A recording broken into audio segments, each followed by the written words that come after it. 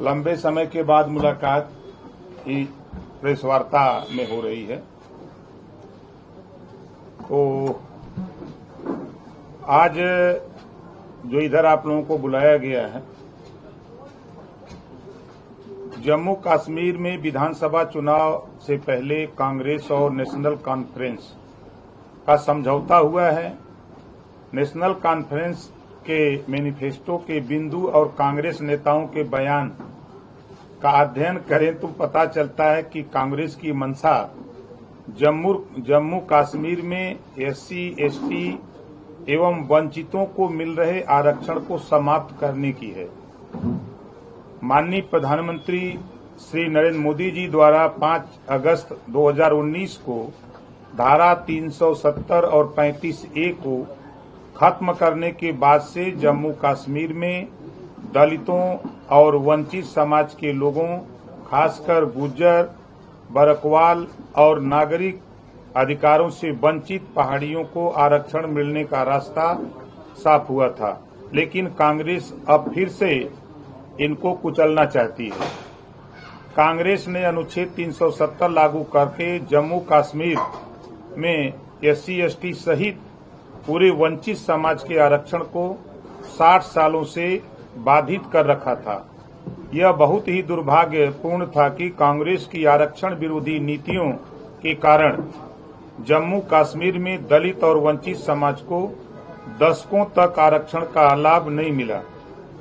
प्रधानमंत्री श्री नरेंद्र मोदी जी के सर्वस्पर्शी, समावेशी, सामाजिक न्याय और संविधान की भावना के अनुरूप सामाजिक न्याय को मजबूत करने वाली सरकार में जब जम्मू कश्मीर में एससी, एसटी और वंचित समाज को आरक्षण मिल रहा है तो कांग्रेस और उनके सहयोगी नेशनल कांग्रेस इसका विरोध कर रहे हैं।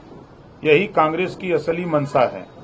कांग्रेस पार्टी का विचार है कि जो जम्मू कश्मीर में अनुच्छेद 370 फिर से लागू करेगी, इससे सीधे तौर पर कांग्रेस की मंशा उजागर होती है कि वो फिर से दलित और वंचित के आरक्षण को रोकना चाहती है।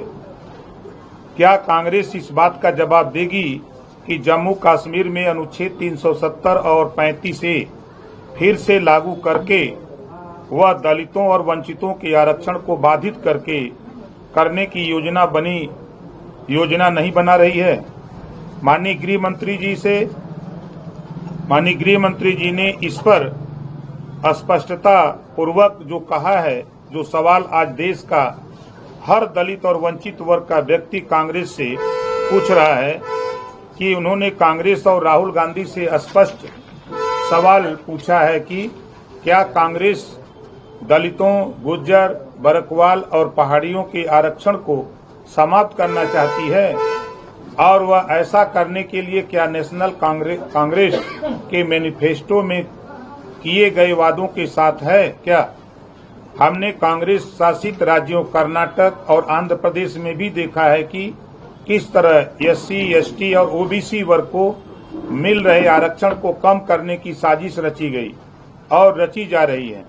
हमने कांग्रेस की एक और सहयोगी तृणमूल कांग्रेस द्वारा शासित पश्चिम बंगाल में भी देखा है कि किस तरह ओबीसी के अधिकारों का हनन किया जा रहा है। कांग्रेस की मंशा शुरू से ही एससी, एसटी और ओबीसी को मिल रहे आरक्षण को खत्म करने की रही है। जामिया मिलिया इस्लामिया और अलीगढ़ मुस्लिम यूनिवर्सिटी में भी कांग्रेस ने एससी, एसटी और ओबीसी को आरक्षण नहीं मिलने दिया। हम एनडीए के दल कांग्रेस की आरक्षण, संविधान और सामाजिक न्याय विरोधी सोच को कभी सफल नहीं होने देंगे और दलितों और वंचितों को उनका अधिकार मिलता रहे जो बाबा साहब डॉक्टर अम्बेडकर जी ने संविधान में व्यवस्था दिया है। हम इसके लिए हम एनडीए के सभी साथी मिलकर लड़ते रहेंगे।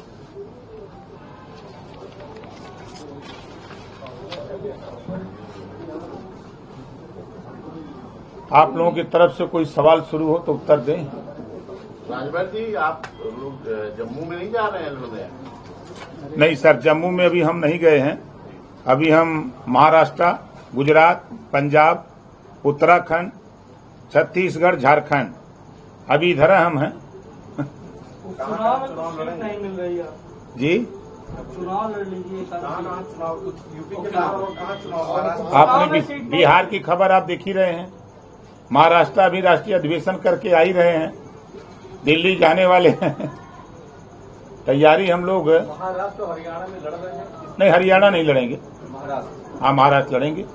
जो बम्बई का इलाका है, जो यूपी और बिहार के लोग, वहाँ 22 विधानसभा सीटें ऐसी हैं जहाँ 48% अकेले उत्तर भारतीय रहता है। उन सीटों पर चुनाव लड़ा जाएगा, 22 सीटें। सर, अभी आपने जो बातें कही कि आरक्षण को लेकर के कांग्रेस वहाँ पे खत्म करने जा रही है, एक मांग पूरे प्रदेश में ही नहीं पूरे देश में हो रही है जातिगत जनगणना की, उस पर आपकी क्या राय है? जातिगत जनगणना होनी चाहिए या नहीं होनी चाहिए? देखिए, जिस बात को मैं 22 साल से कह रहा था, जातिवार जनगणना को, जब ये सत्ता में रहते हैं, तो जब ये सत्ता का चश्मा पहनते हैं कांग्रेस, सपा, बसपा के लोग, तब जातिवार जनगणना की बात नहीं करते। आप लोग खुद गवाह हो। ओम प्रकाश राजभर चाहे सत्ता में रहा हो, चाहे सत्ता से बाहर रहा हो, सदन रहा हो, चाहे सदन से बाहर रहा हूं, हमेशा हम जातिवार जनगणना के पक्षधर रहे हैं और रहेंगे। और जातिवार जनगणना न कांग्रेस कराएगी, न सपा कराएगी, न बसपा कराएगी। आने वाले दिनों में आप देखिएगा, माननीय नरेंद्र मोदी जी के ही नेतृत्व में जातिवार जनगणना होगी। जिस तरह महिलाओं के आरक्षण राजनीति में ना तो कांग्रेस पास कर पाई, ना बसपा सपा कोई दल कर पाया, उसको पास अगर कोई किया राज्यसभा और लोकसभा में, तब माननीय नरेंद्र मोदी एनडीए सरकार ने किया है। जो आपके सामने 370 धारा 35 से खत्म किया, तो एनडीए सरकार ने किया, मोदी जी के नेतृत्व में हुआ।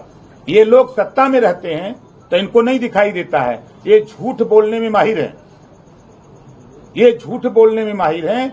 सुप्रीम कोर्ट ने आदेश दिया, सुप्रीम कोर्ट का जो फैसला आया, ये लोग प्रदर्शन करके प्रचार क्या कर रहे हैं कि सुप्रीम कोर्ट ने आरक्षण खत्म करने की बात कही है। आप कितना सफेद झूठ बोल रहे हैं। सुप्रीम कोर्ट ने तो साफ साफ कहा कि जो आरक्षण है, उस आरक्षण में अभी तक जो DM, SP, DIG, IG, DGP, राज्यपाल, मुख्यमंत्री, राष्ट्रपति, राज्यपाल, वो आरक्षण उनके बेटे ले रहे हैं। उनको भी आरक्षण मिले, उनके विरोधी नहीं, लेकिन उसको बांट करके दिया जाए। जो गरीब, कमजोर, वंचित, शोषित है, उसको आरक्षण मिले। ये बात सपा, बसपा, कांग्रेस के लोग क्यों नहीं करते? इस बात की चर्चा क्यों नहीं करते? 3 सितंबर 2013 समाजवादी पार्टी की सरकार उत्तर प्रदेश में जो 27% आरक्षण पिछड़ों को लागू, हाई कोर्ट ने कहा कि 27% आरक्षण को बांट करके सबको बराबर हिस्सा दिया जाए। क्या समाजवादी पार्टी ने किया? नहीं किया। ये है इनका चरित्र और चेहरा। ये सत्ता से बाहर आते हैं, बड़े लच्छेदार बोलते हैं। हम तो सुप्रीम कोर्ट के फैसले पर हम क्या कहें लोगों को, जनता के बीच में कहना चाहिए कि सुप्रीम कोर्ट ने कहा है कि कोटे में कोटा, यही ना है उसका, कि जो नहीं पाया उसको भी आरक्षण मिले। और ये प्रचार क्या कर रहे हैं? आप लोगों ने पूछा होगा, जो प्रदर्शनकारी थे वो कह रहे हैं आरक्षण खत्म हो रहा है, सुप्रीम कोर्ट के खिलाफ आरक्षण खत्म हो रहा है, प्रदर्शन कर रहे हैं। यही तो चरित्र है। सत्ता में थे तो नहीं किए। एक बार 5 साल मुख्यमंत्री को लेकर के कांग्रेस वहाँ पे खत्म करने जा रही है, एक मांग पूरे प्रदेश में ही नहीं पूरे देश में हो रही है जातिगत जनगणना की, उस पर आपकी क्या राय है? जातिगत जनगणना होनी चाहिए या नहीं होनी चाहिए? देखिए, जिस बात को मैं 22 साल से कह रहा था, जातिवार जनगणना को, जब ये सत्ता में रहते हैं, तो जब ये सत्ता का चश्मा पहनते हैं कांग्रेस, सपा, बसपा के लोग, तब जातिवार जनगणना की बात नहीं करते। आप लोग खुद गवाह हो। ओम प्रकाश राजभर चाहे सत्ता में रहा हो, चाहे सत्ता से बाहर रहा हो, सदन रहा हो, चाहे सदन से बाहर रहा हूं, हमेशा हम जातिवार जनगणना के पक्षधर रहे हैं और रहेंगे। और जातिवार जनगणना न कांग्रेस कराएगी, न सपा कराएगी, न बसपा कराएगी। आने वाले दिनों में आप देखिएगा, माननीय नरेंद्र मोदी जी के ही नेतृत्व में जातिवार जनगणना होगी। जिस तरह महिलाओं के आरक्षण राजनीति में ना तो कांग्रेस पास कर पाई, ना बसपा सपा कोई दल कर पाया, उसको पास अगर कोई किया राज्यसभा और लोकसभा में, तब माननीय नरेंद्र मोदी एनडीए सरकार ने किया है। जो आपके सामने 370 धारा 35 से खत्म किया, तो एनडीए सरकार ने किया, मोदी जी के नेतृत्व में हुआ। ये लोग सत्ता में रहते हैं तो इनको नहीं दिखाई देता है। ये झूठ बोलने में माहिर हैं, ये झूठ बोलने में माहिर हैं। सुप्रीम कोर्ट ने आदेश दिया, सुप्रीम कोर्ट का जो फैसला आया, ये लोग प्रदर्शन करके प्रचार क्या कर रहे हैं कि सुप्रीम कोर्ट ने आरक्षण खत्म करने की बात कही है। आप कितना सफेद झूठ बोल रहे हैं। सुप्रीम कोर्ट ने तो साफ साफ कहा कि जो आरक्षण है उस आरक्षण में अभी तक जो DM, SP, DIG, IG, DGP, राज्यपाल, मुख्यमंत्री, राष्ट्रपति, राज्यपाल, वो आरक्षण उनके बेटे ले रहे हैं। उनको भी आरक्षण मिले, उनके विरोधी नहीं, लेकिन उसको बांट करके दिया जाए। जो गरीब, कमजोर, वंचित, शोषित है उसको आरक्षण मिले। ये बात सपा, बसपा, कांग्रेस के लोग क्यों नहीं करते? इस बात की चर्चा क्यों नहीं करते? 3 सितंबर 2013 समाजवादी पार्टी की सरकार उत्तर प्रदेश में जो 27% आरक्षण पिछड़ों को लागू, हाई कोर्ट ने कहा कि 27% आरक्षण को बांट करके सबको बराबर हिस्सा दिया जाए। क्या समाजवादी पार्टी ने किया? नहीं किया। यह है इनका चरित्र और चेहरा। ये सत्ता से बाहर आते हैं, बड़े लच्छेदार बोलते हैं। हम तो सुप्रीम कोर्ट के फैसले पर हम क्या कहें लोगों को, जनता के बीच में कहना चाहिए कि सुप्रीम कोर्ट ने कहा है कि कोटे में कोटा, यही ना है उसका, कि जो नहीं पाया उसको भी आरक्षण मिले। और ये प्रचार क्या कर रहे हैं?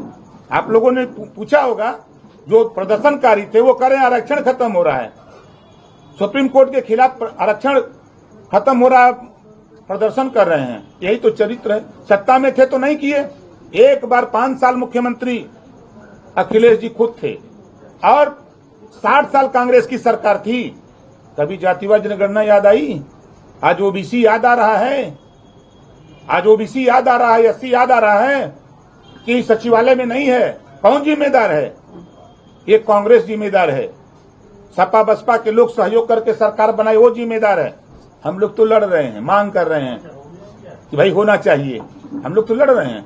जो आप जातिगत जनगणना की बात कर रहे हैं कि आप इसके पक्षधर बहुत पहले गए, कई सालों से हैं। जातिगत जनगणना तो तब होगी जब जनगणना होगी। जो निर्धारित होगी जनगणना थी कि उससे 2 साल 2.5 साल का अवधि लंबा हो चुका है। जब होना चाहिए केंद्र सरकार ने अभी तक नहीं कराया, उस पर आपकी कोई प्रतिक्रिया अभी तक देखने को नहीं मिली। क्या आप लोग ये मांग करेंगे जनगणना जल्द से जल्द हो, तब तो जातिगत जनगणना की बात होगी? जातियों को हिस्सा मिले, यही ना मकसद है जातिवाद जनगणना का।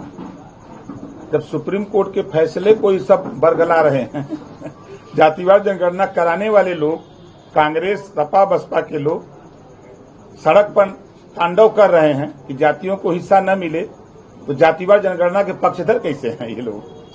प्रकाश जी, SC/SC कोटे में जो कोटे की बात सुप्रीम कोर्ट ने कही है, वर्गीकरण की बात, आप उसका समर्थन कर रहे हैं? 100% हम उसके समर्थक हैं। एनडीए की जो सबसे बड़ी पार्टी है भाजपा, उनके नेताओं का ये कहना है कि वो इसका समर्थन नहीं करते हैं, वो सुप्रीम कोर्ट के फैसले को नहीं मानते। वो उनका विषय है। ये सुहेल देव भारतीय समाज पार्टी का विषय है। आप भारतीय समाज पार्टी के नेता से बात कर रहे हैं, न कि भारतीय जनता पार्टी के? एनडीए के नेता से तो बात है, बिल्कुल। एनडीए गठबंधन में है। हम अपने मुद्दों पर एकदम डटे हैं। हम अपने विचारधारा की लड़ाई लड़ते हैं। आप ये मांग करेंगे कि भाजपा को भी आपकी मांग? बिल्कुल कहेंगे, फोरम पर कहेंगे।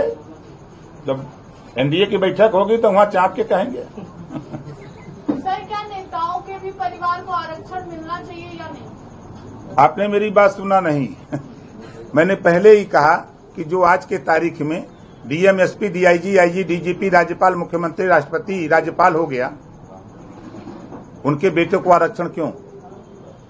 इसी पे ने सुप्रीम कोर्ट ने कहा कोटे में कोटा,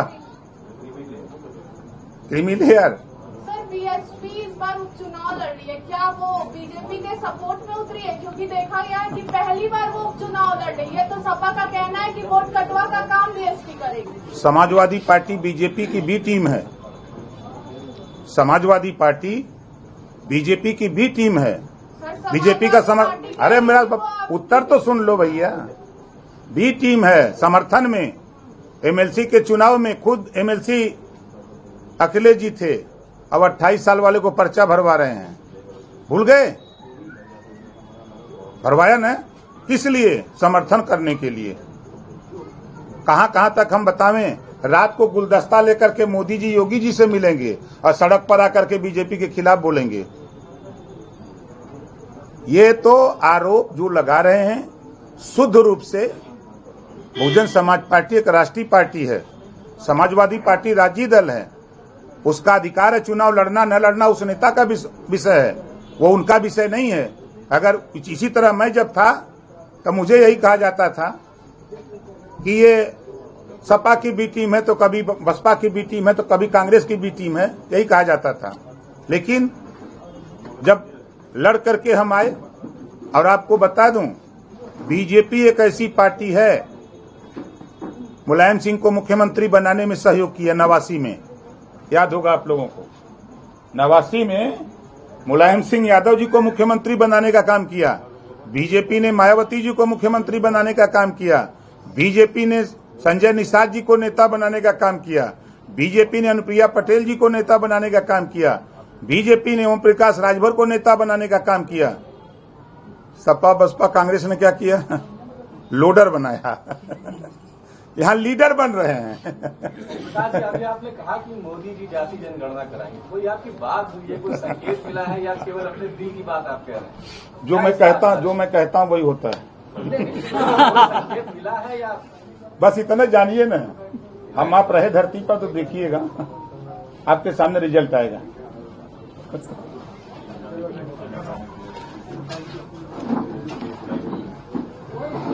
आप लोगों की तरफ से जो सवाल आने चाहिए सवाल नहीं कर पाए। टीडीपी और बीजेपी गठबंधन